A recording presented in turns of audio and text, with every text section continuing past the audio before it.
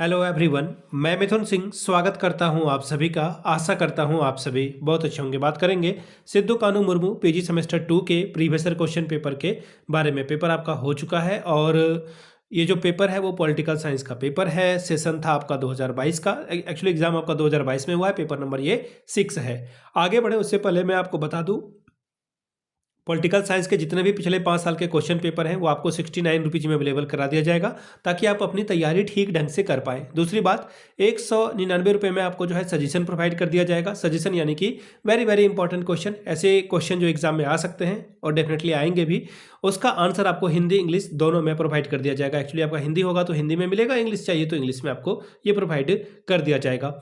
अब सजेशन में देखिए PYQ फ्री ऑफ कॉस्ट मिल जाएगा सजेशन। और इसको सजेशन को तैयार करने के लिए ना आपके सिलेबस के हर एक टॉपिक को ध्यान में रखा जाता है, ठीक है। इसके अलावा सजेशन के अलावा जो है हम लोग जो सिलेबस है उसके अलावा जो है PYQ को ध्यान में रखते हैं कि प्रीवियस ईयर क्वेश्चन पेपर में किस तरह के सवाल पूछे गए थे, उसको बहुत ज़्यादा यहाँ पे तवज्जो दी जाती है। अब यहाँ से जिनको भी जानकारी लेनी है regarding previous year question paper या फिर सजेशन, यहाँ से मेरी ईमेल आईडी आप देख सकते हैं yourmithunsingh@gmail.com पे आप मुझे मेल कर सकते हैं। इंस्टा पे अगर आप हो डू फॉलो मी @imithunsingh, बाकी आप मुझे व्हाट्सअप कर सकते हैं 7979054474 पे, ठीक है। आपको जानकारी मिल जाएगी। चलिए पॉलिटिकल साइंस वाले पेपर को देखते हैं। यहाँ पे देखिए ये रहा आपका पेपर, ठीक है। एक मिनट पहले मैं इसे ओपन कर लेता हूँ क्रोम पे, एक्चुअली क्रोम पे तो नहीं, ड्राइव पे। यहाँ से देखिए ये आपका पेपर है सेमेस्टर 2 का पॉलिटिकल साइंस का पेपर नंबर 6वां। और यहाँ से देखिए 2022 का ये क्वेश्चन पेपर, समय मिलता है 3 घंटे का, फुल मार्क्स है 70 का। चलिए अब यहाँ से देखिए पार्ट ए जो है आपका, सारे क्वेश्चंस का आपको जवाब देना है 10 क्वेश्चन के लिए 2-2 नंबर यानी कि 20 नंबर आपको यहाँ से मिलेगा, ठीक है।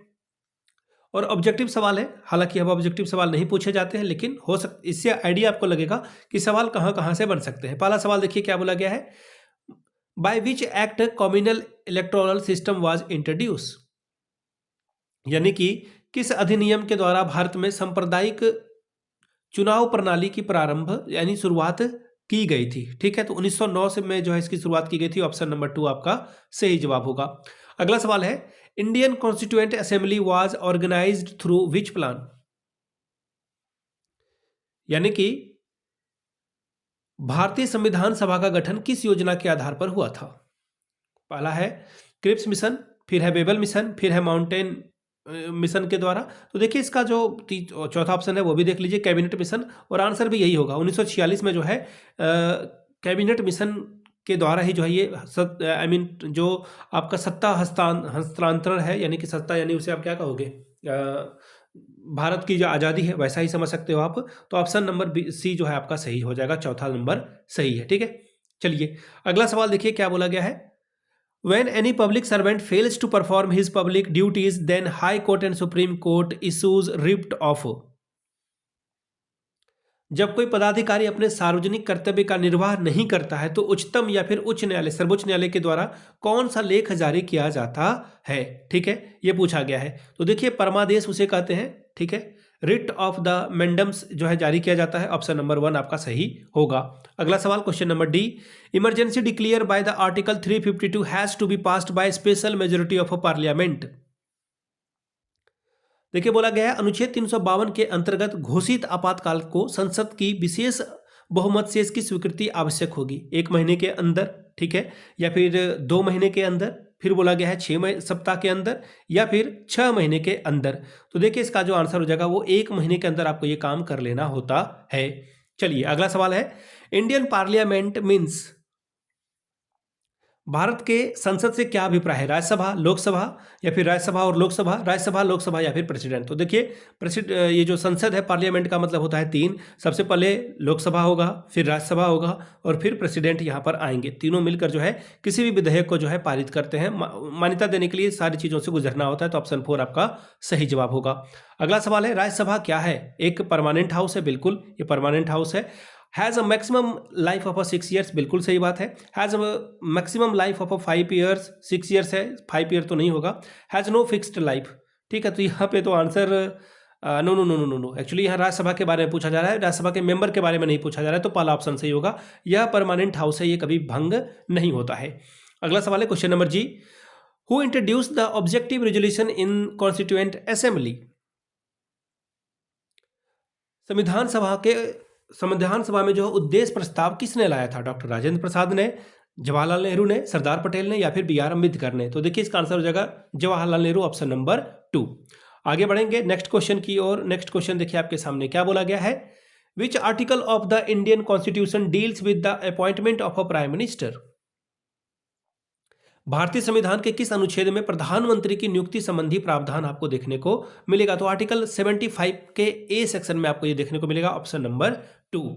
अगला सवाल है, द प्रेसिडेंट नॉमिनेट इन लोकसभा, लोकसभा में राष्ट्रपति किसे मनोनीत करता है? ठीक है, लोकसभा में राष्ट्रपति किसे मनोनीत करता है? 2 मेंबर एससी कैटेगरी के, 2 मेंबर एंग्लो इंडियन के, फिर है 12 मेंबर ऑफ डिफरेंट फील्ड। देखिए अगर राज्यसभा होता तो वो 12 सही होता, लेकिन फिलहाल पूछा गया है आपसे लोकसभा, तो लोकसभा में आंसर होगा आपका 2 एंग्लो इंडियन। ठीक है जी, आगे देखिए क्वेश्चन नंबर जी, आखिरी एमसीक्यू है ये। By which article president can ask advice from the supreme court? किस अनुच्छेद के तहत राष्ट्रपति उच्चतम न्यायालय से जो है सलाह मांग सकता है? सुप्रीम कोर्ट से, सर्वोच्च न्यायालय से सलाह मांग सकता है। आर्टिकल 141, 153, 143 या फिर 156? तो देखिए आर्टिकल 143, ऑप्शन नंबर 2 आपका सही जवाब हो जाएगा। बात करेंगे पार्ट बी की। पार्ट बी में देखिए किस तरह के सवाल पूछे गए हैं।